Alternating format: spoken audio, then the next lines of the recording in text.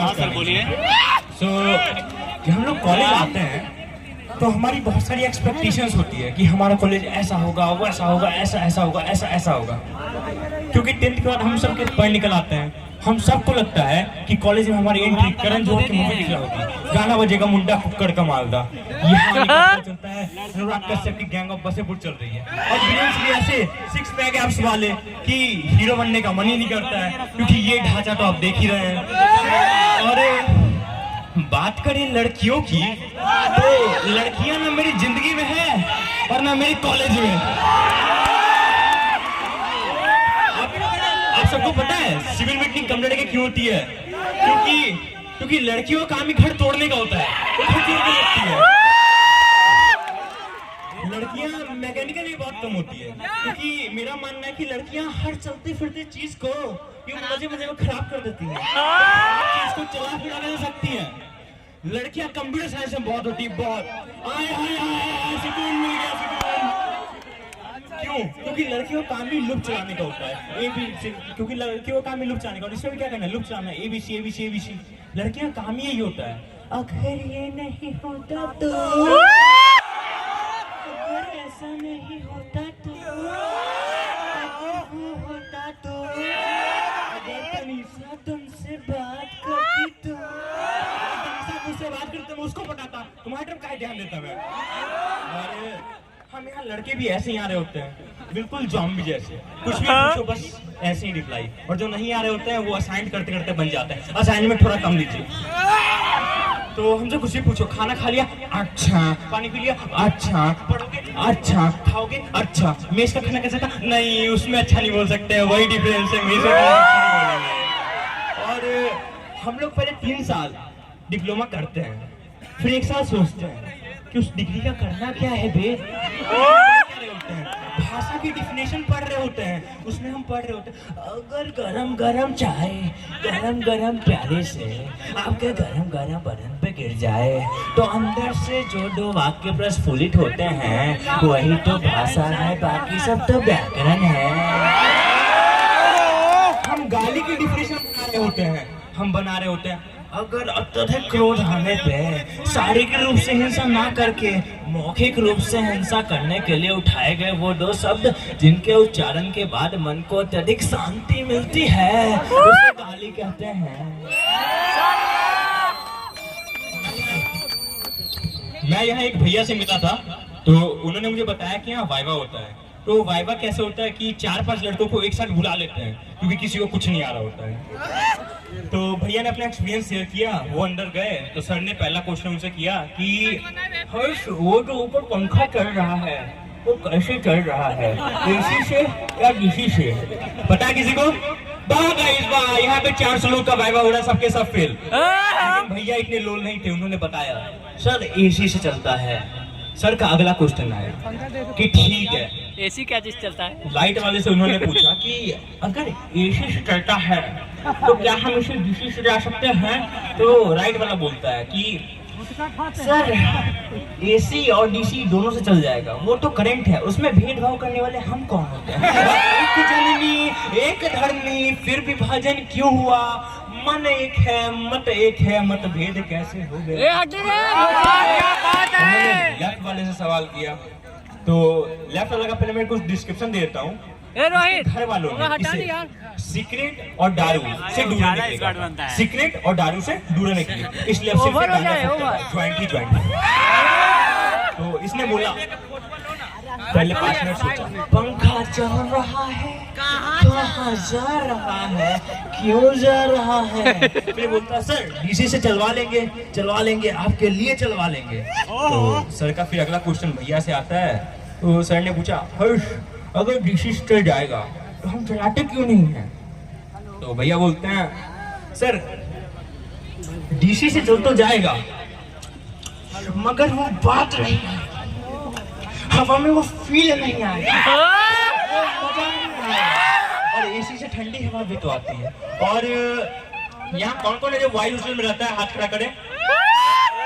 लड़कियां हाथ खड़ा नहीं करेंगे, मैंने बॉयज हॉस्टल बोला था। तो जो नहीं रहे हैं उन्हें रहना चाहिए, यहाँ हम मेनली बोलने वाले जानवर रह रहे होते हैं।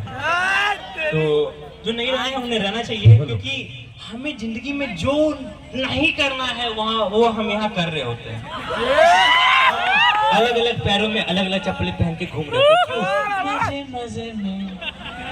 और जब मैं स्टार्टिंग में हॉस्टल आया था तो हम सब ने तय किया था कि हम डेली नहाएंगे। फिर एक हफ्ते के बाद हमने सोचा संडे को क्यों ही नहाते हैं।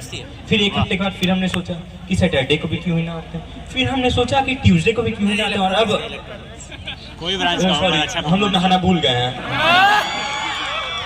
तो यहाँ आकर मुझे पता चला कि एक प्रजाति होती है गेमर की प्रजाति, जो कि हर तरफ यूं ही पाउडर छिड़क के रखती है उंगलियों को और फोन को स्मूथ बनाने के लिए। अगर भाई साहब गलती से सर हमारे यहाँ चेकिंग करने के लिए आ जाए, सर बेहोश हो जाएंगे।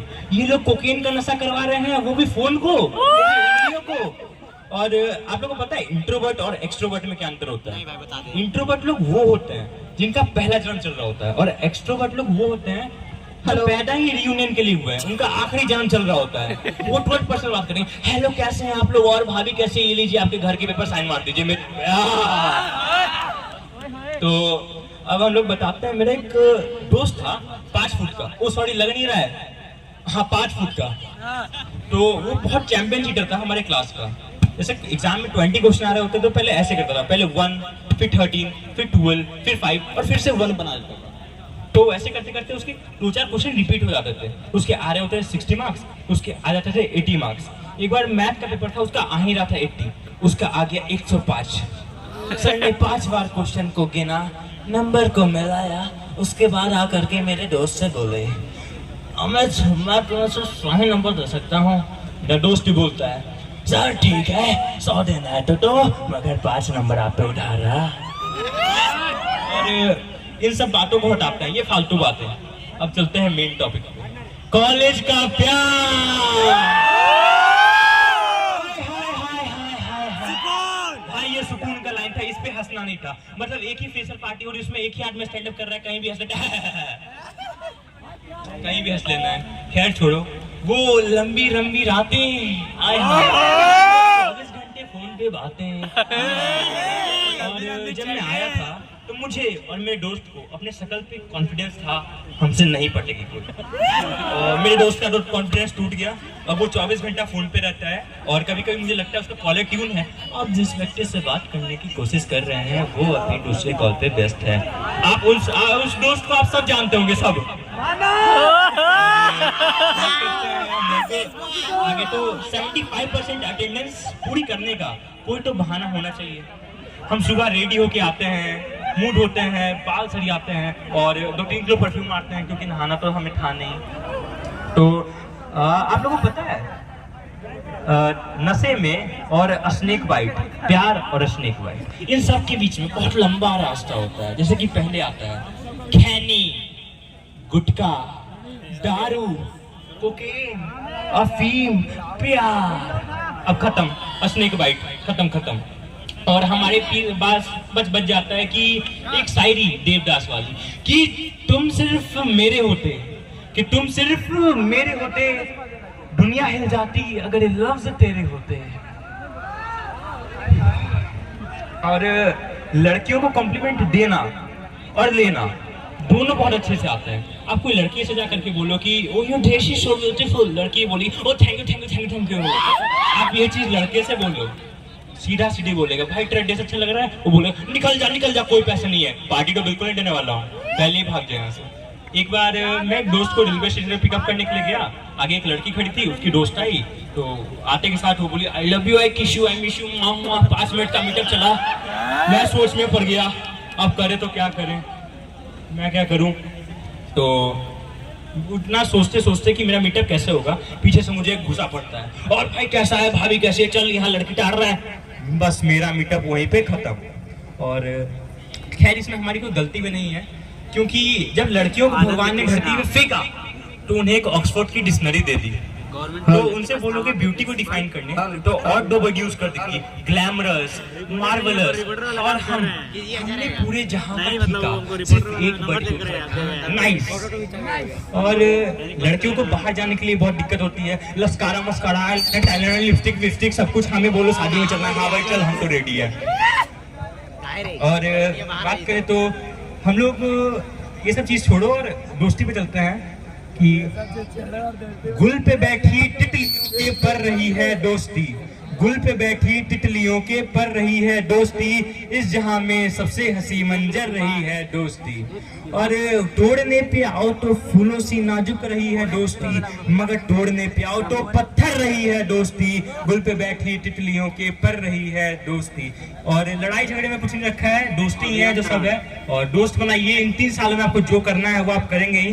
फोकस होना चाहिए अपने गोल पे और खुद पे सेल्फ कॉन्फिडेंस। मैं एक बार एक कहानी सुना चाहूंगा कि दूर से एक शेख आया था, तो उसने बोला कि मेरा दाढ़ी बना दो, जो बना देगा उसको 10 लाख रुपए मिलेंगे, लेकिन एक कंडीशन है कि अगर गलती से भी कट गया तो उसको उसका मैं गला काट दूंगा।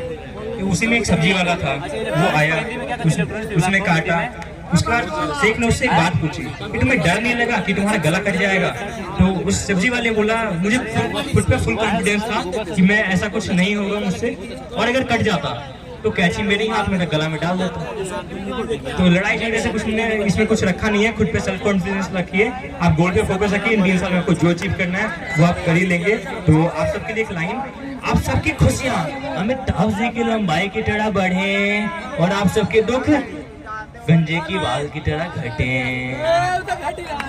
तो कहाँ जा रहा भाई, आगे नाम क्या आपका? नाम भूपेंद्र जोगी। कौन से ब्रांच से आए? कौन से ब्रांच से? भाई गए आपको इस कॉलेज में डाल किसने दी? मेरे भाई ने। नाम बताइए। भूपेंद्र जोगी। अरे भैया का नाम बताओ यार। एलविश। तो आपने भैया कुछ बोला क्यों नहीं? अरे एलविश भाई के आगे कोई बोल सकता है क्या? ये दे और